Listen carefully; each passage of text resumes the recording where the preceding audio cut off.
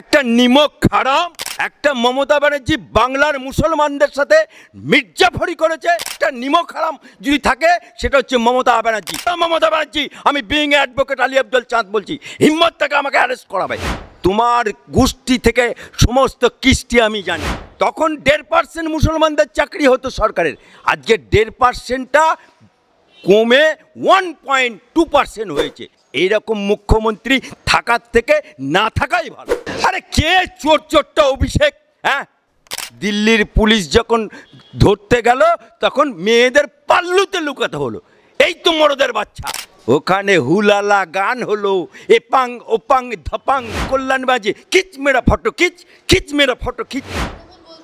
আইএসএফকে ব্যবহার করে আইএসএফকে টাকা দিচ্ছে বিজেপি এবং তার জন্য তৃণমূলের ভোট কাট করবে, সংখ্যালঘু ভোট কাট করা হবে। কি বলছে?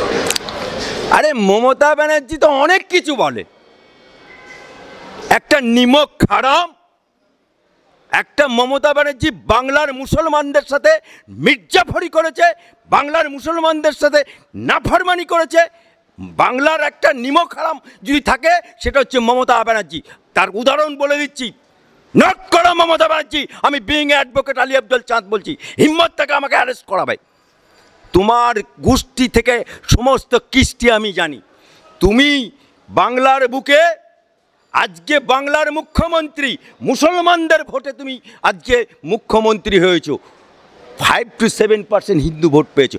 আজকে তুমি মুখ্যমন্ত্রী হয়ে বামফ্রন্ট চলে যাচ্ছে, তখন 1.5% মুসলমানদের চাকরি হতো সরকারের, আজকে 1.5%টা কমে 1.2% হয়েছে। আজকে বাংলার মুসলমানদেরকে মোদির রাজত্বে সদ্য বিয়ে করেছে, সেই বিয়ে করা বউটাকে রেখে দিয়ে মোদির রাজত্বে খাটিয়েছে, পরিযায়ী শ্রমিক বানিয়ে দিয়েছো। আর মুসলমানদেরকে তুমি লেলেই দিয়েছো, চোর গুন্ডা বদমাইশ করে দিচ্ছ। আজকে শাহজাহানের হিম্মত আছে, শাহজাহানের হিম্মত আছে, আরাবুলের হিম্মত আছে। তোমার যদি মদত না থাকে, ইডি সিবিআইয়ের গায়ে হাত দেয়। হ্যাঁ, অর্থাৎ তুমি মদত দেবে, অর্থাৎ চোরকে বলবে চুরি করো আর গেস্তকে বলে সাবধান হও। এইরকম মুখ্যমন্ত্রী থাকার থেকে না থাকাই ভালো।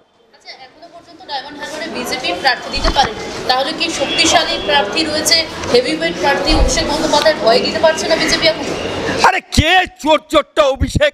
হ্যাঁ, এই অভিষেক বলেছিল না আমি 100 দিনের কাজের উদ্ধার করে দিল্লি থেকে নিয়ে আসবো। কি হলো?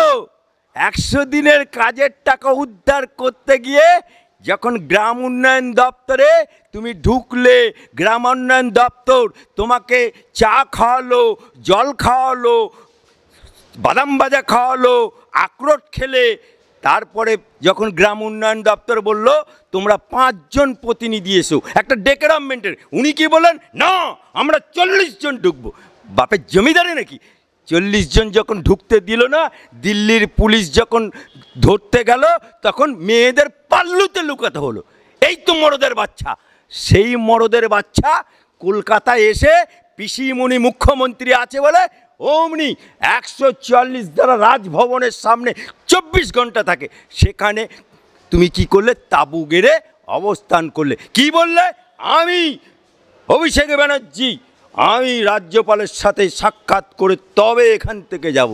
ওখানে হুলালা গান হলো, এপাং ওপাং ধপাং মমতা ব্যানার্জির কবিতা আবৃত্তি হলো। আর ওখানে ওদের সাংসদ ওই কি নাম কল্যাণ বাজে, কিচ মেরা ফটো খিচ, খিচ মেরা ফটো খিচ, কত অঙ্গি ভঙ্গি করলে বাঁদরের মতো।